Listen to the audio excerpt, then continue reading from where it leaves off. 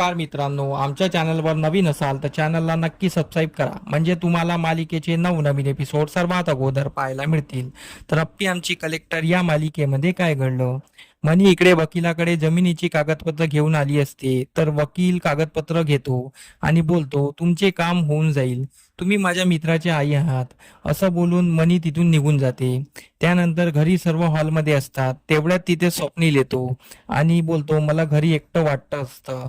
इथे राहून सर्वांसोबत राहायची सवय लागली आहे आणि अमोलसोबत खेळायची इच्छा असते. मला इथे येऊन राहायची परवानगी मला पाहिजे होती.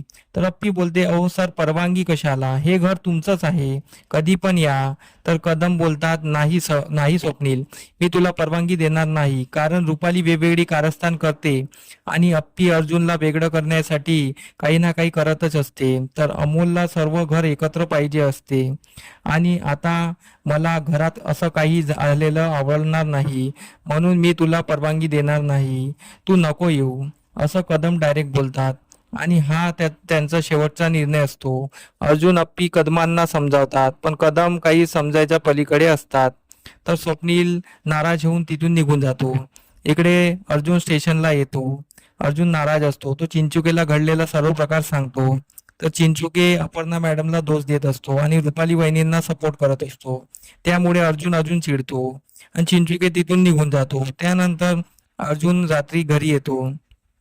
त्याला काय करावं काही सुचत नाही, म्हणून तो रडत असतो. तर तिथे अप्पी येते. अप्पी बोलते, काय झालं? तर अर्जुन सांगतो.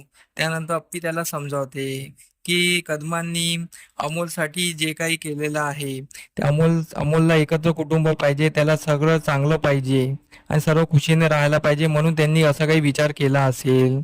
तर अर्जुनला ते पटतं. तो बोलतो, ठीक आहे, आपण अमोलला एकत्र कुटुंबाचं सर्व प्रेम देऊ आणि त्याच्याबद्दलच विचार करू आणि त्याला कसं किती खुश ठेवता येईल याबद्दल विचार करू.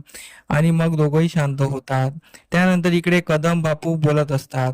बापू कदमांना समजावतात, पण कदम आपल्या निर्णयावर ठाम असतात की अमोलला एकत्र कुटुंब आणि एकत्र घर खेळतं पाहिजे, खेळतं वातावरण पाहिजे. आणि रुपाली इथे आली तर रोजचे वाद होतील. आता ते मला नको आहे, म्हणून मला मला त्यांना येऊ द्यायचं नाही आहे. तर बापू त्यांना समजावणं सोडून देतात. मग इकडे ही सर्व गोष्ट मनी मावशी ऐकत असते. मनी मावशीला वाटते, अरे बापरे, यांना त्या लहान मुलाचा हे आहे, त्या लहान मुलाबद्दल एवढी उत्सुकता आहे, त्या लहान मुलासाठी हे काही करू शकतात. मग आता मला एक काम करायलाच पाहिजे, त्या लहान मुलालाच गायब केलं पाहिजे, असं तिला वाटत असतं आणि ती मनातल्या मनात हसत असते.